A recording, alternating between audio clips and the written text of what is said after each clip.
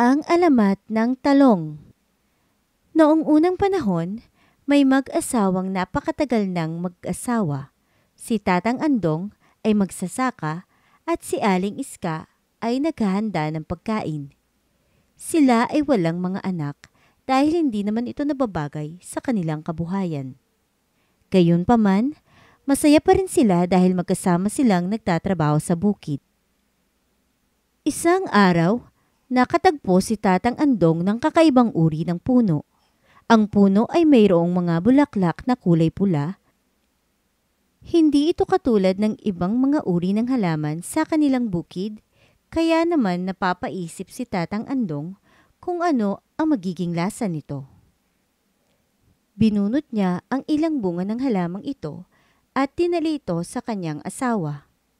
Inihanda ito ni Aling Iska at nagtaka si Tatang Andong sa napakasarap na lasa nito. Ang kanilang bahay ay may 2 palabag, kaya naman hindi nila malaman kung saan galing ang halamang iyon. Sa kabilang araw, naisipan ni Tatang Andong na hanapin ang puno na mayroong kakaibang bunga.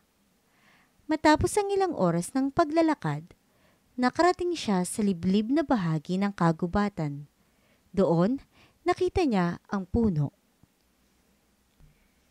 Dala-dala niya ang mga butil ng halaman at ibinigay ito kay Aling Iska. Iniluto niya ito at ng kanilang 2 kainin ay naging mas masarap. Dahil sa natuklasang uri ng halaman na ito, nagsimula na silang magtanim nito sa kanilang bukid. Dahil sa pagtatanim nito, naging sagana ang kanilang ani at naging maunlad ang kanilang kabuhayan. Nang marami na ang kanilang ani, nagpakalat sila ng mga halaman na gaya nito. Sa paglipas ng mga panahon, naging sikat sila sa kanilang lugar dahil sa kanilang tanim. Dahil dito, maraming maglalakbay ang namangha sa kanilang lugar. Simula noon ay tinawag nila itong talong.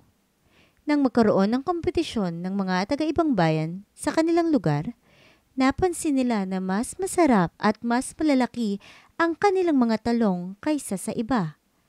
Nang maging magaling sila sa pagtatanim ng talong, naging mas maunlad ang kanilang lugar at naging kilala sa buong mundo dahil sa kanilang mga talong.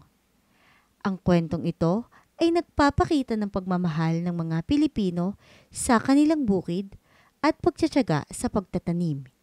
Pinapakita din ito kung paano maging produktibo sa kabila ng mga hamon sa kahirapan ng buhay. Maraming salamat sa talong. Kamusta ka? Ikaw ba ay mahilig sa talong? Alam mo ba na ang talong ay eggplant sa Ingles? Solanum melongena L. ang siyentipikong pangalan ng talong. Ito ay maliit na puno na may magaspang at matitinik na sanga. Lumalaki ito ng mga kalahati hanggang 1 metro ang taas. Ang dahon nito ay pahaba na pabilog. Ang bunga ng talong ay may makinis na balat, malaman at may iba't ibang hugis, pabilog at pahaba, at iba't ibang kulay gaya ng lila, berde at puti. Maraming salamat sa iyong pakikinig. Hanggang sa susunod na storya.